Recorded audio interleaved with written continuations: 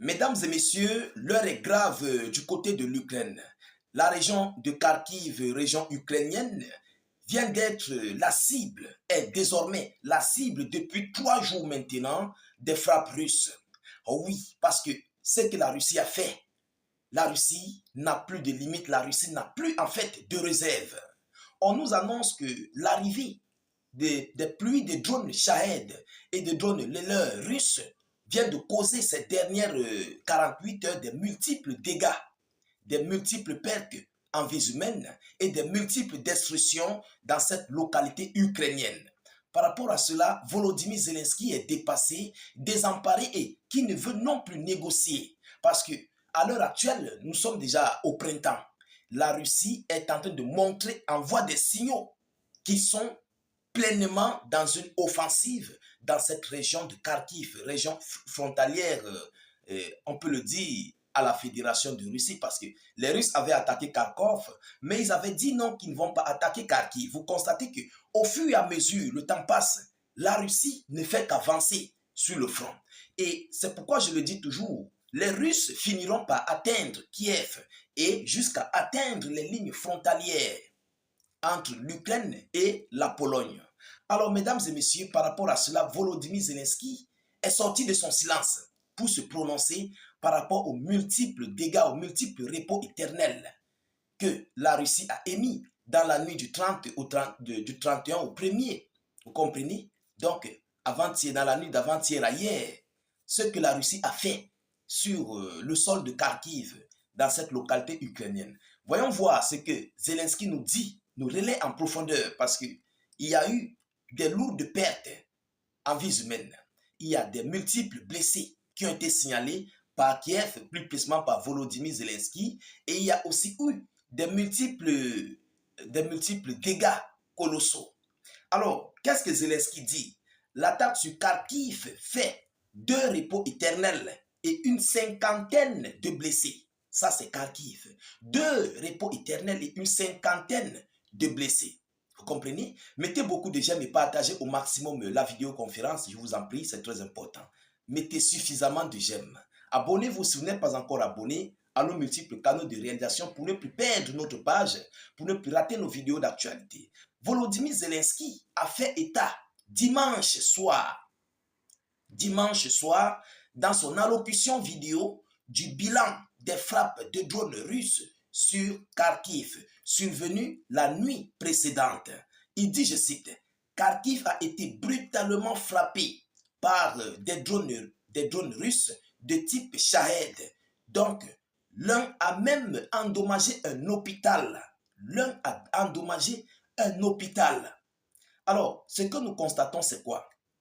Volodymyr Zelensky utilise désormais les hôpitaux civils pour ses points de déploiement, ses dépôts de munitions, ses bases, en fait, ses bases militaires ou bien des points de commandement d'hommes. Zelensky utilise désormais des hôpitaux parce que du côté de Soumy, on a vu la Russie a frappé l'un des centres de santé de Soumy et c'était le même scénario. Mais maintenant, c'est Kharkiv. Vous comprenez? Alors, des immeubles d'habitation et des infrastructures civiles, dit le président ukrainien, au total, cette frappe sur Kharkiv a fait 55 repos éternels. Donc, 5 enfants, tous ont reçu des secours. 2 personnes ont été malheureusement perdues, ont malheureusement perdu la vie, dit Volodymyr Zelensky. Il dit, je cite, « La géographie et la brutalité des frappes russes non pas occasionnellement, mais littéralement quotidiennes, montrent que Poutine se moque éperdument de la diplomatie, ajoute M. Volodymyr Zelensky. Mais si Poutine se moque de la diplomatie, pourquoi? Parce qu'il n'y a pas d'accord de paix. C'est parce que Zelensky ne veut pas signer un accord de paix. Alors, pour éviter, parce qu'il évite de perdre beaucoup face à la Fédération de Russie, non seulement il va faire des concessions, mais lui, Zelensky, l'Ukraine serait perdant. Et par rapport à cela encore, Volodymyr Zelensky ne veut pas lâcher cette terre ukrainienne déjà envahie par la Fédération de Russie. Et c'est pourquoi il est en train de continuer de vouloir faire le combat. Ah oui, il est en train d'organiser comment lancer une confrontation contre la Russie. Mais c'est peine perdue, mesdames et messieurs, parce que plus le temps passe, plus la Russie gagne du terrain, plus les choses se compliquent en fait sur le front pour l'Ukraine. Et les Russes ne sont pas prêts à tolérer ce que l'Ukraine et ses alliés sont en train de faire tant qu'il n'y a pas de négociation de paix entre ces deux. Alors, je crois que rien ne prouve qu'ils ne sont plus en conflit. Vous comprenez? Donc présentement, l'Ukraine et la Russie sont toujours dans leur conflit. Ils sont toujours dans leur bataille. Et la Russie va user tous les voies et moyens qu'elle va avoir pour atteindre ses objectifs, pour anéantir, pour forcer l'Ukraine à signer, à faire des négociations de paix. C'est un peu ça. Parce que la Russie frappe, l'Ukraine frappe. Il n'y a personne qui laisse l'autre. Alors, mesdames et messieurs, on dit ici, depuis plusieurs semaines, les États-Unis proposent un cessez-le-feu inconditionnel et presque chaque jour, en réponse à cette proposition, drones, bombes, tirs d'artillerie et frappes balistiques russes sont déployés. La Russie mérite une pression accrue. Toutes les mesures fortes qui peuvent briser sa capacité à faire la guerre et à soutenir un système qui ne veut que la guerre. Des sanctions contre la Russie sont essentielles, exhorte-t-il également.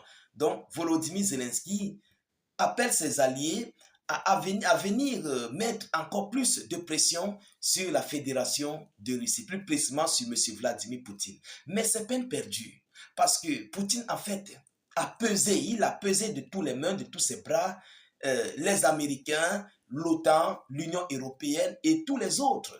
Oui, l'erreur la plus fatale que les OTANiens ont commis, c'est de présenter leurs dernières armes, leurs derniers missiles, et qui n'ont pas eu d'effet sur les Russes. Alors, M. Poutine a compris que là, face à moi, c'est le champ de maïs. Il n'y a rien. Les missiles tant vantés américains, les missiles tant vantés allemands et britanniques et tous les autres français n'ont pas changé la donne. Ça n'a pas changé la donne. Et face à cette situation, Vladimir Poutine se dit confiant. Il évolue, mais à la vitesse supérieure à ce que Zelensky et ses alliés ne comptaient. Vous comprenez? Pourquoi? Parce que Poutine a pesé que devant lui, il n'y a rien, il n'y a personne. Ces gens n'ont pas d'armes, ils n'ont pas de missiles sophistiqués, ils n'ont pas de missiles adéquats à nous anéantir. Alors, pourquoi Poutine ne va pas continuer les combats? Et pendant ce temps, Zelensky, toi, tu ne veux pas aller signer cet accord de paix. Tu ne veux pas faire des concessions. Tu ne veux pas accepter que tu as perdu la bataille. Hein? Et plus le temps passe, tu perds du temps, la Russie gagne du terrain. La Russie gagne du terrain. Et toutes ces localités que la Russie est en train de gagner, il n'y aura plus, ça ne serait plus jamais ukrainien. Il faut retenir ça. Il faut retenir ça. Ça ne serait plus jamais ukrainien.